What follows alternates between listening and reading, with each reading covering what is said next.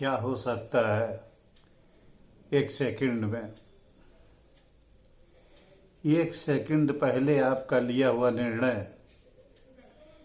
एक सेकंड बाद के भविष्य को तय करता है, और एक सेकंड में घटी हुई घटना आपके लिए एक कालखंड बन जाती है।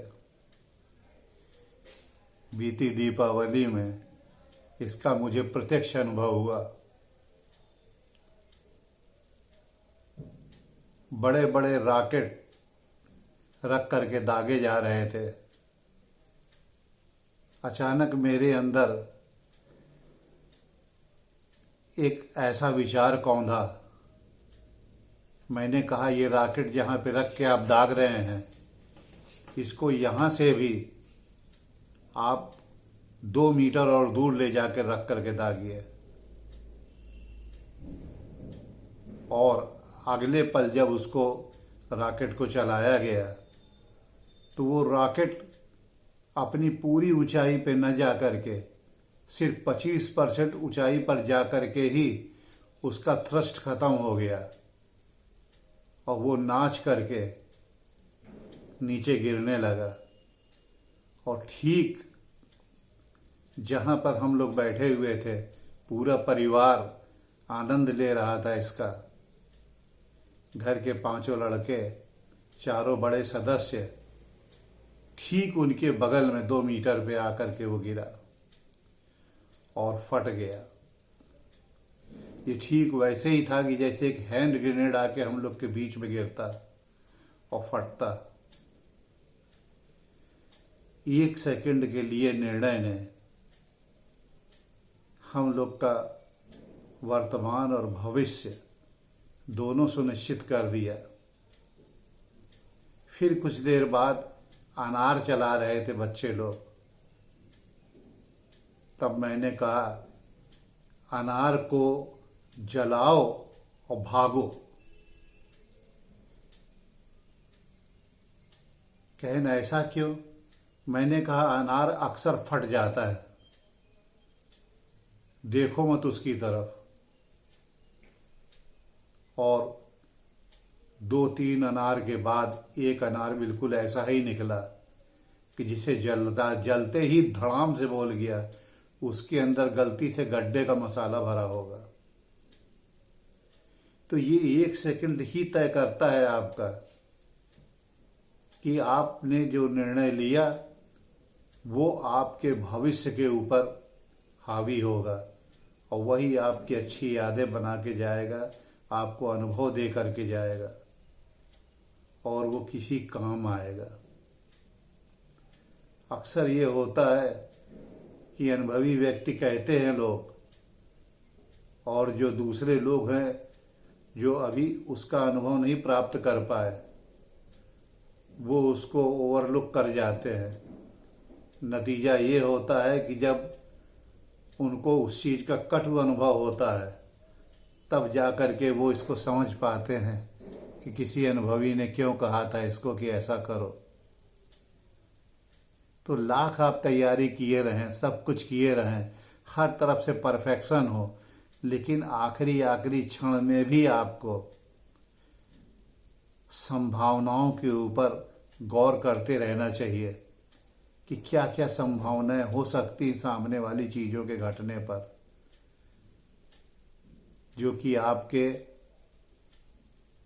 जीवन काल को बदल सकती है।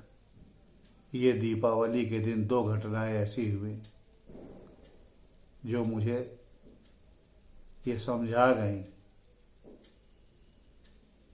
आखिरी पल तक आप सतर्क रहिए और निर्णय लेते रहिए।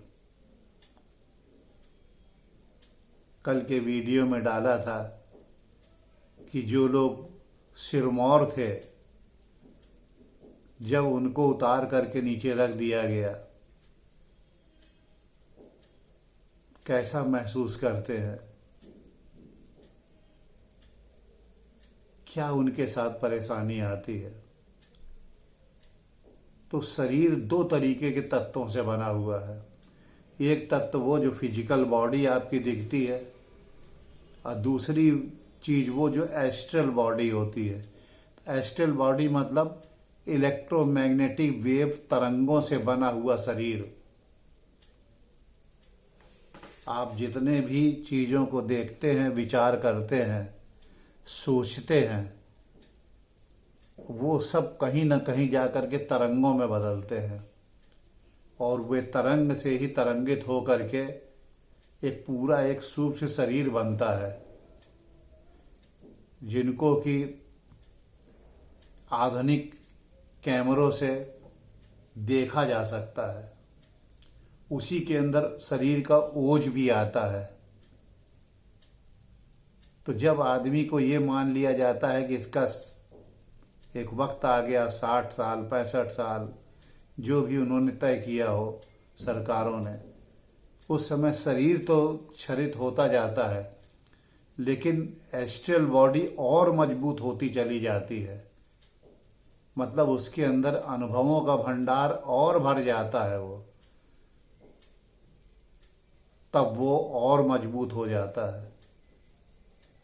इसीलिए इस उम्र के बाद बहुत सारे लोगों ने बहुत सारी खोजें की, बहुत सारी चीज़ों को नए नए इन्वेंशन किए, नए नए विचार दिए, और फिर इस उम्र में आके कुछ चीज़ों का आदमी के ऊपर से भय मिट जाता है, जो कि पहले नहीं होता। पहले ये रहता है कि जिसकी नौकरी में है उसके हिसाब से चलना पड़ता है, और बाद में ये होता है कि वो भय मिट जाता है तो आदमी स्वतंत्र हो जाता है। किसी की तरफ देख के परतंत्रता उसकी ख़त्म हो जाती है, वो स्वतंत्र रूप से विचारक हो जाता है और बड़े बड़े विचारों को प्रस्तुत करता है। वो